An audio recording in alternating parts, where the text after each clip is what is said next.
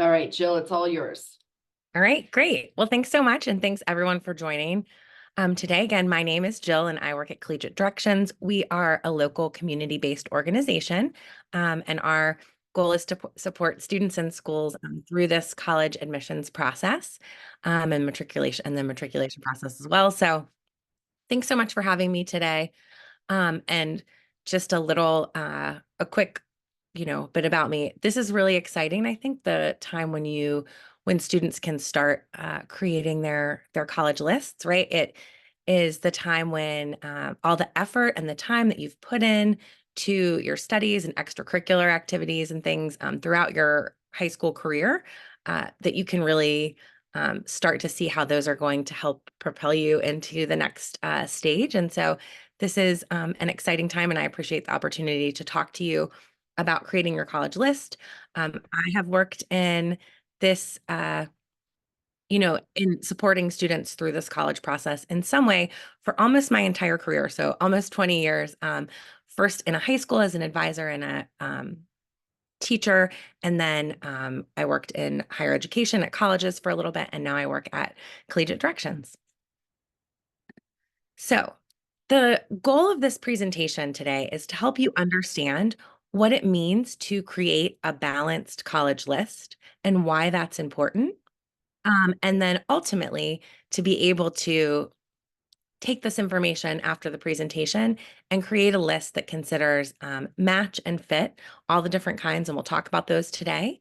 And so in order to do that, we're going to discuss what your college list should include, what match and fit, what does that mean? Questions to determine if a college is a good fit for you, and then resources to help you search. There are there's a pretty good number of us on this today. And so if you have questions, I will pause a few times and you can always put those in the chat or use the raise hand feature on Zoom. And then at the end of this presentation, I'll spend some more time. I'll stay on if anybody has specific questions to ask me. And so we can have more of a discussion at the end of this since it is being recorded after the recording part happens. Okay. So this is something that you can just put in the chat if you would like.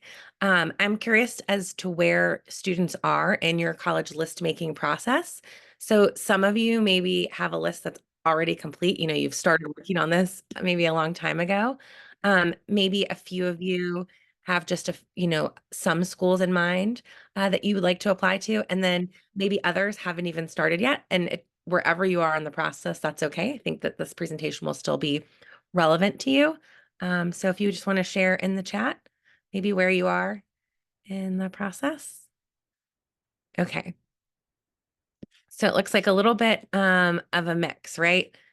It seems like many of you have a few schools in mind, but maybe you don't have a set college list yet. So you're thinking about this already, which is great.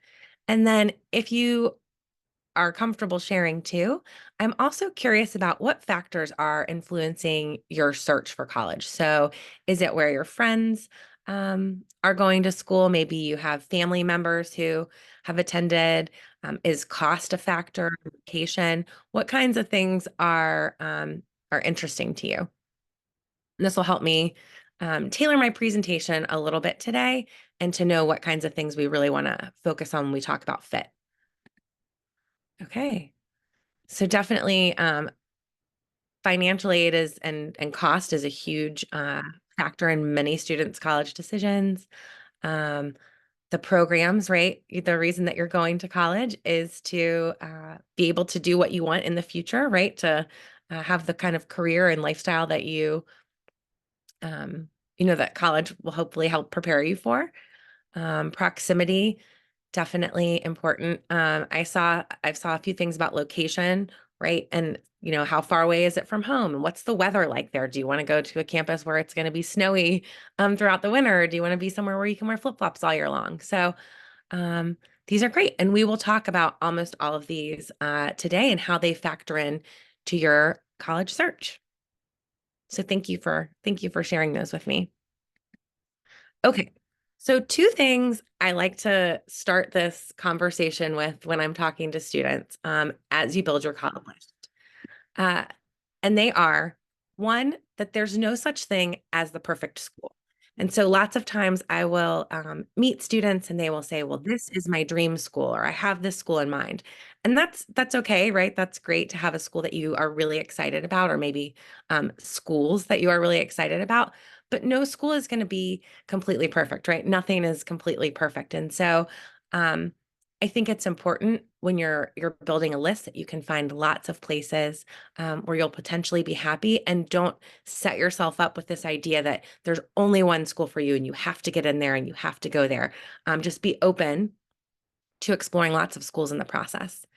And then the second thing that I think it's really important for you to keep track of, and this can be difficult, but your college list is about you, right? You are the student who is going to matriculate to that college and go to class and, either commute or live on campus every day. And so while it's important that for many students to get input and to talk to family members and teachers, mentors, friends, uh, look at social media. At the end of the day, right, this decision is going to affect you for likely 4 years, or maybe even beyond that, right? And so you have to just really try to listen to yourself and trust yourself, and focus on the things that you know are going to be important to help you have a successful college career through the process. Okay, so we're going to start by kind of talking about where we want to get to, and what the end point looks like for developing a list. And then we'll kind of get into the really specifics and particulars of how you do that. I am going to try to share some links with you and suggest that you go onto some of the websites that I talk about today, just so you can kind of apply um, the ideas that we're discussing um, to help you with your list. Okay. So at the end, when you get to this fall and it's about time to apply to school, the end goal is that you have a final college list that has about 6 to 10 schools that fits your needs and wants. Now, some of you are thinking like, oh, I'm going to apply to way more than 10 schools. That's certainly your prerogative. Maybe you're going to apply to 12. Maybe, sometimes I talk to students who apply to more. But typically, if you can find 6 to 10 schools that fit your needs and wants and seem like they're going to be a good place for you, that can position you to have some really good options in the spring when you start to receive acceptances. You also want your final list to include a mix of likely, or sometimes people refer to those as safety, target and reach schools. And we'll talk about those definitions in a minute too. And a mix of public and private schools, including financially generous options among that split of likely, target, and reach schools. Um, the reason that a balanced list is so important is because it gives you the greatest opportunity to be accepted to a school that best meets your needs, right? So there is no one perfect school, but there are probably some schools that are going to be the really good fits for you. And ideally, at the end, when you have this list built, you can look at it and say, okay, I could see myself on any of the campus of any of those institutions, right? I could be successful at any of those schools. That's the goal, right? And in order to make that happen, we want to make sure that you have this mix of schools, so you'll have lots of acceptances, we hope, and then a mix of schools that also fit your financial needs, if that's a factor. And for most students, right, that's a pretty important factor. So lots of different places to learn about colleges. And we're going to talk about some other ways to learn about colleges too. But for right now, I'm just going to focus on a few of these websites. Um, so you may have already used Naviance at school to start your college research. You may have looked at some specific college websites as well, right? You're just going to go to UMD College Park, or you're going to look at UMBC's website directly. Some college application sites, so if you've started to build a Common App account, or the Coalition app, right, they have search tools that are embedded in those applications. There are apps on that you can download on your phone. One that we like at CDI is called Loper. And I'll put the links to these in the chat in just a second. It's kind of nice because it asks you questions like, what do you like to do on Friday night? Or where do you want to live? And you answer those and it can help direct you to colleges that might fit. And it's something that you can share with adults, like your teachers or counselors too. And then finally, there's college research sites, right? So you've probably seen some of these. These are just some examples, right? I don't necessarily think that there's one best one.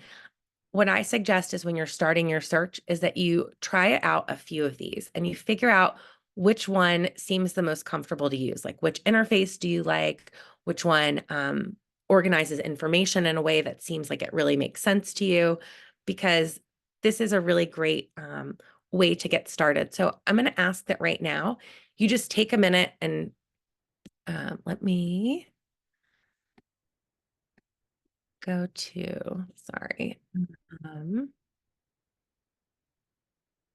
Actually, just if you could take just a second and decide, look at one of these sites or go to a place where a school that you're interested in and just pull up a college website because we're going to go through and look at some schools. So you can either use one of these search tools if you'd like, or you can, go if you have a different one that you use, that's fine too.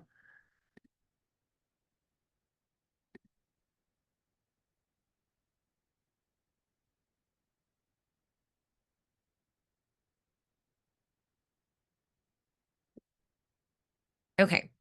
Give you just a minute to pull up a school, and then we're going to start talking a little bit about match and fit.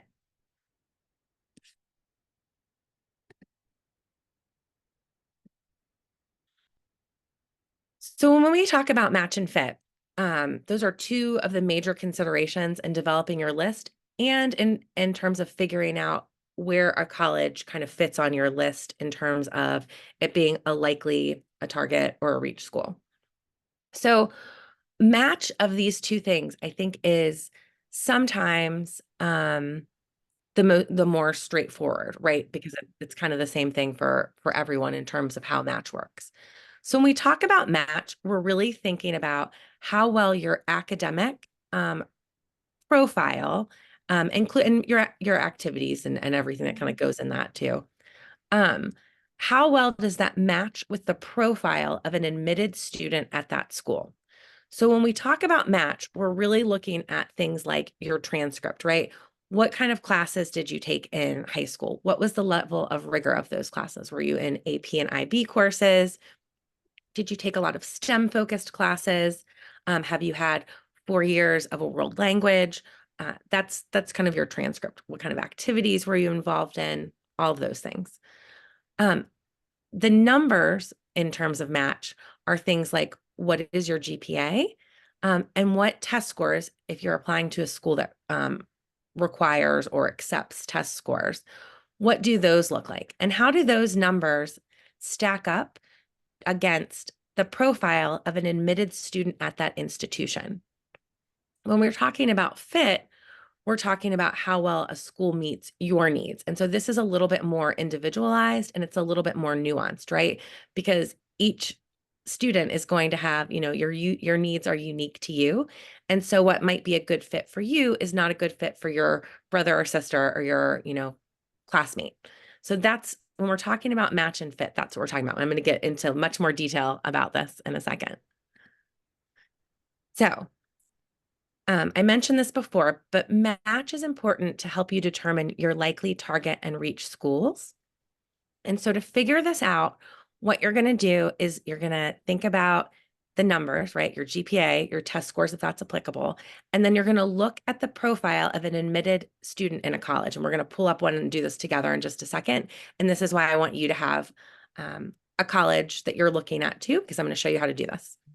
So if you look at the profile of an accepted student, and likely it might be from 2023 right now, they'll probably update it to 2024 in the next month or so. But if your numbers match the middle 50% or close to it, and that's usually what they talk about is kind of the middle percent of the class who is admitted, then it's a target school, right? That's a pretty good match. You kind of exactly fit the profile. If the students who are accepted to the school have numbers that are lower than yours, right? The average GPA was a 3.5 and you have a 3.8. The average SAT score was an 1190 and you have a, 1290. Then that's a likely school for you, right? Because your numbers are a little bit higher than who is accepted. If the students who are accepted at this school have numbers that are higher than yours, though, right? Their numbers are a little bit higher than what your GPA or test scores are, then that is going to be considered a reach school. Um, One note though about reach schools, if you are a student who's applying to a very highly selective institution, then I think it's smart when you're putting together your college list to consider many of those reach schools. And again, that's what's a reach school for somebody might be a likely or a target school for somebody else, right? It's very individualized, but for schools that are selective and if you look at different resources, different websites will tell you different things about selectivity, right? Some will say if a school admits fewer than 50% of its applicants, that's a selective institution. Some will say that if it admits fewer than 20% of its applicants, that's a selective institution. I think that when students apply to University of Maryland College Park, that's a pretty selective institution, even though their admit rate might be a little higher than some other schools. Uh, it's a school that's really competitive, right, to get into. And so this is important when you're creating your list because at the end of the application cycle next spring, the goal is that you're accepted to, most of the schools that you've applied to. And so having this balance in terms of likely target and reach and understanding match is really important for that. So I'm going to go to, oops, sorry, I know you see my Zoom meeting right here, but I'm going to pull up the freshman profile for Towson this year, and I'm just going to try to use different schools in Maryland today. They're all great schools. This is just the one that I selected for right now. And look at this freshman profile. And this is what you're going to want to find when you're trying to figure out if a school is a good match or not. Some of those college sites that I talked to you about have these numbers already on them, right? So you might not need to go directly to the websites, but this is what it looks like.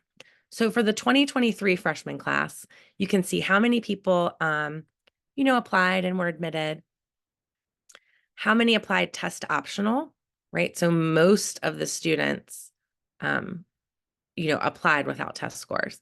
And then it tells you academic statistics for admitted students. And this is what's helpful for figuring out your match.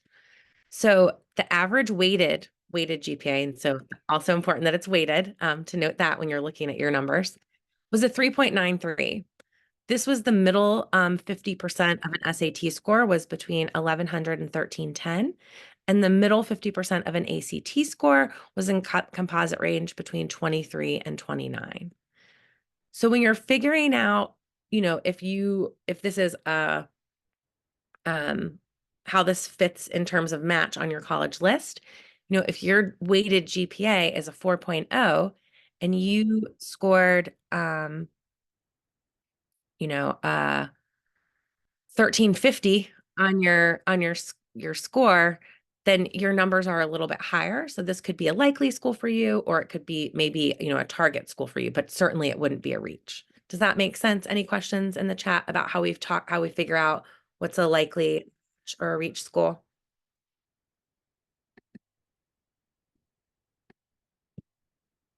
Okay. Oh, sorry, let me go. I see something in the chat. So that's a great question. Somebody asked, what if your GPA is higher, but your SAT is lower? I'm getting a few questions like this. I think it depends on on a couple of things. First of all, if you are, and this is probably a whole different workshop beyond college list, but once you put your list together, you're going to have to decide if it's a school that's test optional, if it makes sense for you to submit your test scores or not. If your test scores are, far below the students who are typically accepted, right, then you might not want to include those. But again, that's a separate conversation. I think if your scores are pretty close and your GPA is pretty close to that range, then you're going to look at both of them, especially if you're going to consider both schools. So I think you consider both when you're trying to determine if it's a likely or a reach. Or a match school. It's not necessarily based on either GPA or SAT. It's based on both, right? If that's what the school wants. If the school asks for both, requires both things to be submitted, then you're going to look at both of those parts when you're trying to figure out if it's a safety, a reach, or a target school. If one thing is higher but the other thing is a lot lower, then maybe it's more of a target school instead of a reach. We don't want students to undermatch, right? We don't want students to put a lot of schools that are actually, target schools as reaches. We want you to apply to institutions that are going to be the best fit and challenging, and reach for schools that are appealing to you. I feel like I don't know if that was a succinct enough answer, but you really have to consider both if the school wants both. If the school doesn't require tests, right? Some schools are they don't even want your scores at all, then it's just going to be on GPA. But in general, I would say you look at both of them. And if one is higher and one is lower, then maybe it's more of a target school than a likely school. And there are other things as you get, into narrowing your college list. You can look at, think about things like what major are you applying to? How selective is that major, right? Like, are you applying general studies or computer science? Are you, some of those things could factor into it as well. Okay, those are really good questions. So now we're going to switch to talk about fit a little bit. And thinking about your needs. And this is going to be, again, much more individualized because the answers to these questions are going to be different for everyone. So when you think about fit, I like to think about it and talk to students about it in 3 different ways: academic fit, social fit, and financial fit.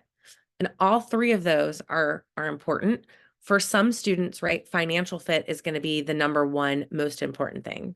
For other students, it's going to be, academics are the first thing. For most students, though, it's a combination of these 3 things. And the best way to understand fit is to just do your research. So it's great that you're starting now, in terms of putting your list together. So we already talked about the first few bullet points on here.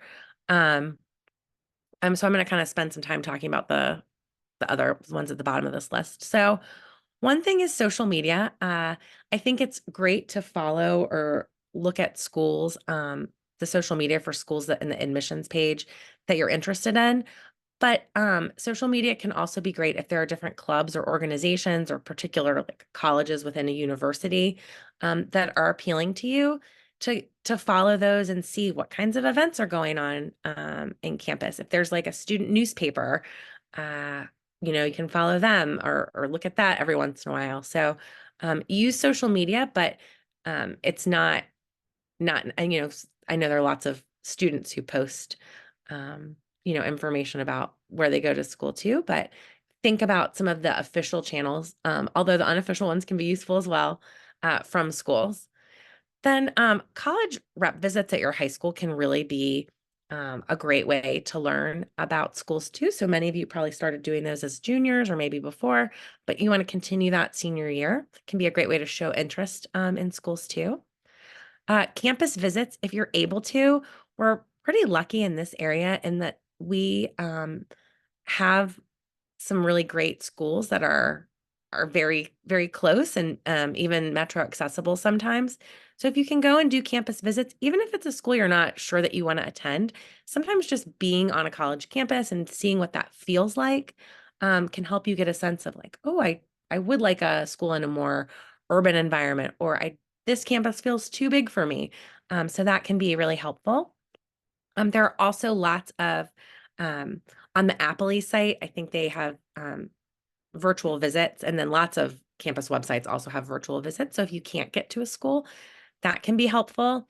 Um, Lots of schools offer admissions programs, sometimes like fall weekends or fly-ins, they're called, where you can take time over the summer and do a little bit of some kind of programming on campus or come and even get paired with a student or stay in a dorm. So looking at those opportunities. And then talking to current students, faculty, and staff can also be helpful. So if you have a friend who goes to a school, if you know somebody who graduated from a school, an alum, all of those can be really effective ways to learn, more about an institution. Don't just rely on websites as you're kind of narrowing your list down. Okay, any questions about that so far? This is so much me talking today. Um, all right, then we're gonna move through the three areas of fit now, and we're gonna start with academic. So lots of times, I hear students and they're like, "This is it, college. Like this is what I've been working for." And I definitely think college is exciting and it is what you've been working for, but it's a step in your process, right? To launch you into the next phase of your adult life and to start your career. And so thinking about academically, how well a school fits you is important because you want to graduate and be able to move on to the next phase, whether that's, graduate or law school, for example, or whether that's starting your career. And so academics are, an important center of this search. So when we think about academics, I think most students think about things like, do they offer the program that I want to study? What kinds of degrees do they have?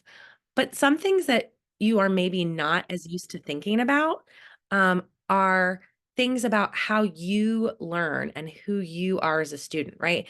We grow up, we go to public school looks a certain way, go about our days. Certainly there's some great choices in MCPS, right, where you can um, focus your studies or be parts of programs. But for the most part, you go to the school system, that's provided. When you are going to college, you have lots of different options, right? Do you want to go to a big school? Do you want to go to a little school? And thinking about that in academic terms means thinking about how likely are you to go to class if there are 200 students in your freshman biology lecture? Do you need to be in a class where you know your professors and can get one-on-one support a little bit more readily? Do you like sitting in a lecture hall and listening to lectures, or do you want a school that offers more project-based learning opportunities? It's also a good time to think about what kind of academic support services, a school might offer, and certainly in your initial search, you're not doing this for every single school. But as you start to narrow your list down, do they have a learning resource center? If you are a student who has some kind of accommodation in high school, what does that look like in college and what does that office look like at the school? And then, this can seem far away, but thinking about things like study abroad or opportunities for internships, all of that focuses into how well a school fits you academically. And so that's definitely something that you want to think about as you're putting your list together. There's some questions to ask right on the bottom of this slide. Just, you know, thinking about academics and how a school can support you in your academic career.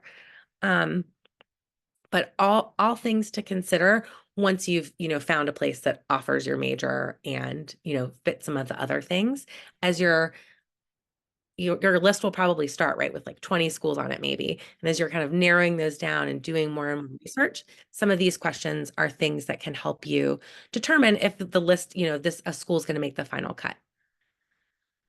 So somebody just said, as a person who plans to go to medical schools, are there more things I should look at? So I do think in terms of if you know that you want to go on to medical school or law school, there are ways that you can research and understand like what percentage of students from this school get accepted to medical school, and like what kinds of degrees and programs are in place to support students who are on that path, right? Oftentimes, it's not that you're a pre-med major. That's not the direct pathway for students. So are you going to be a biology major? Are you going to be a linguistics major? Are you going to study, what are you going to study there? But definitely understanding what students are doing after graduation is important.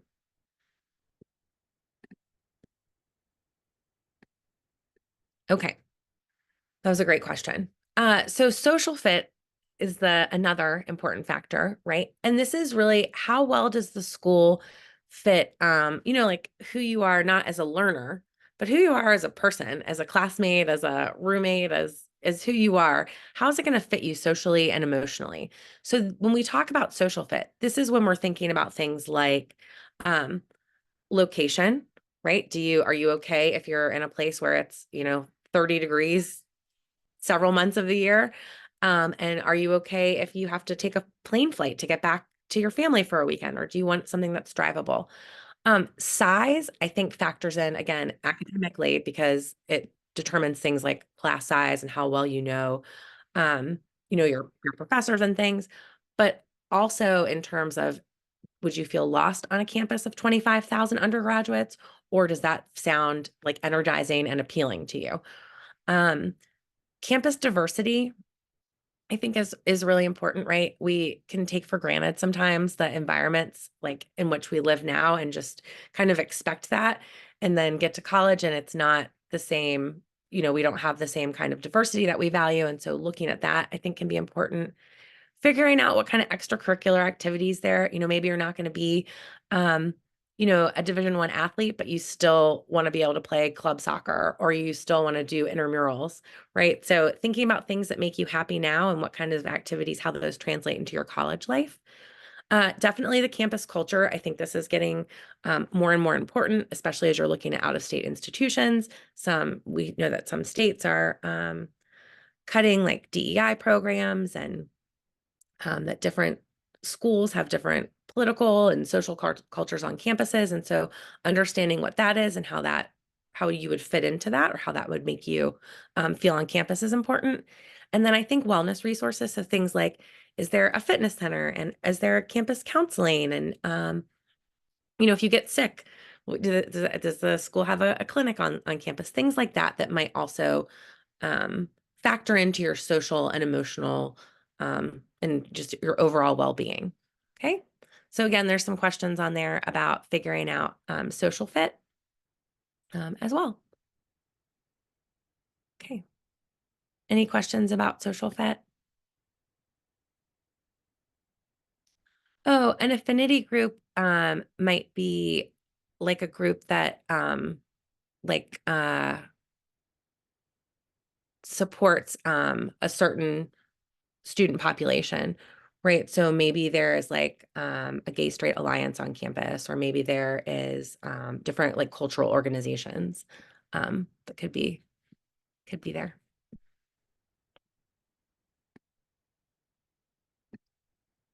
Okay, we're going to move on to financial fit then. So, for financial fit, we're talking about how well a school meets your financial needs. And I know that this is a huge consideration for many students. So, one thing I want to say is in your college search, it's important to understand cost, but please don't exclude a school from your list, at least in this initial phase that has a high cost of attendance, because there is so much financial aid out there, both need-based aid, which means based on how much money your family has or doesn't have to pay for college, and based on merit. So if your family has money, but you have some really exceptional scores, there's also merit aid. So don't look at a school that has a price tag and say, this isn't for me automatically. Learn about financial aid, lots more workshops over the summer to do that, because sometimes schools with a high sticker cost might not you might not be paying that much money to attend there. So this is not a presentation about that either. But it's something to be cognizant of in your search, but don't automatically eliminate something because you're like, oh, I can't afford $75,000 a year, right? Most people can't afford $75,000 a year for college, and there's lots of financial aid out there.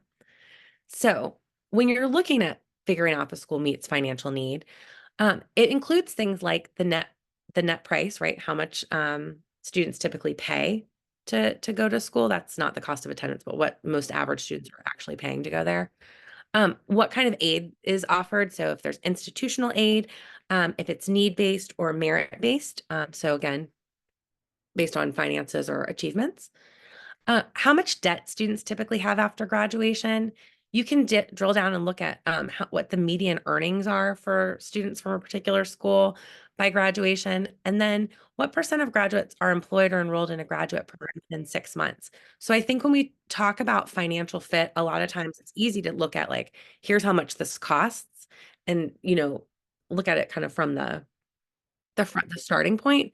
But what you want to look at too is like what happens after you graduate, right? Are you going to find a job in the field that you study? How many students are able to make their loan payments? And so those things can also be important in terms of thinking about how well a school meets your financial needs, because most students aren't just paying for college those 4 years that they're in it. Um, so understanding about how much you should expect to pay, and I'm going to show you a tool where we can look at this in just a second. How much it would, if you can afford to live on campus, if you have to factor in things like travel expenses, whether that means that you're commuting or that you're going to school in, California and it's expensive to come home. Figuring out like what the average loan payment is. It's too early for you to know that right now, but just getting a sense of all of these things can be really helpful. I also think that students, it's important to understand like what are you going to study in school and what can you expect to earn. And for some students, right, you don't know that yet. You go to college, and for some students that's going to change, right? You go to college with one major or career plan in mind, and then you find out that that's not the best fit for you, or you get interested in something else. But having it, understanding that if you are going to graduate with a degree in mechanical engineering, right, you're going to make more than a student who graduates with a degree in elementary education. And just understanding how that will factor into your life after college if you have to pay back loans. Okay, so one of the tools that I like to use for determining financial fit is something called College Scorecard.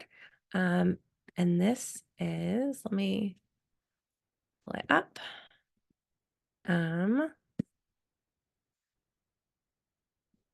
This is a tool that you can, sorry, oh, here we go. That can give you some really good financial and other information about schools. I'm just going to type in UMBC.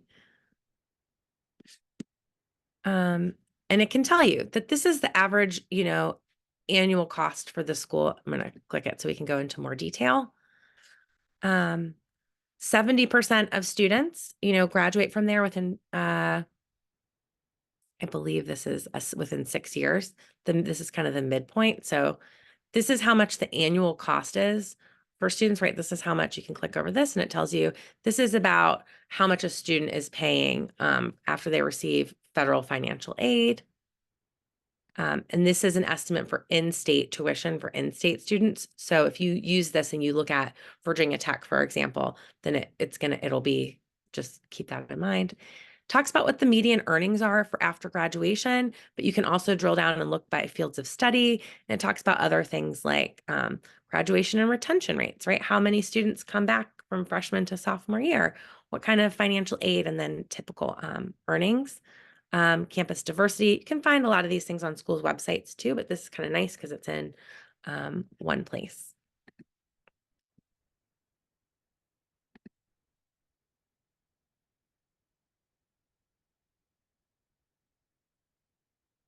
Okay. So that's one way to look at it. Another thing that's really helpful is net price calculator tools.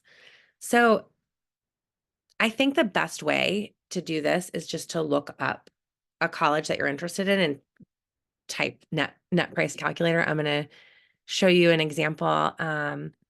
of one. Again, now I'm going to change my screen one more time and show you the net price calculator for, here's vouchers. I have Frostburg's pulled up too.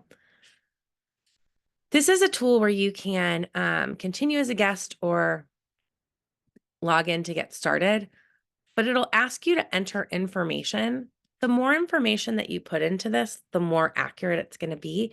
But it can tell you, like, based on your family's financial circumstances, how much should you expect to pay for school. So as you start to narrow your list down and you're really thinking about financial options, then this can be a good tool for you to use to figure out or to get a better idea of what you might pay. They all kind of look a little bit different. This is vouchers. Oh, this is Frostburg's. Has a net price, calculator too. Same thing. You click on get started and it'll ask you for some information. It asks you things about like your parents' income, for example. The more information, again, you put in these, the better that they are.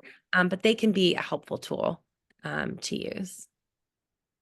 Oh, yes. I'm sorry. I certainly can. Um, let me, so I'm going to stick, somebody asked if I could put these into the chat. College Board hosts a lot of these. So I just stuck the Frostburg one in here, but here's the college scorecard page. And also I can send all this to Ms. Heald after this so she can share with you. So those are two other ways to learn about financial fit. Again, I wouldn't let the cost of a school scare you away, especially at this point in the process, right? You want to have a robust list and a list with lots of different options. And there's so much financial aid that it's important that you don't just discount a school because of a cost. Oftentimes, schools that have a really high cost of attendance also have larger endowments or the funds and the ability to provide more financial aid. Okay. We're almost through. I know this was really a lot of information today.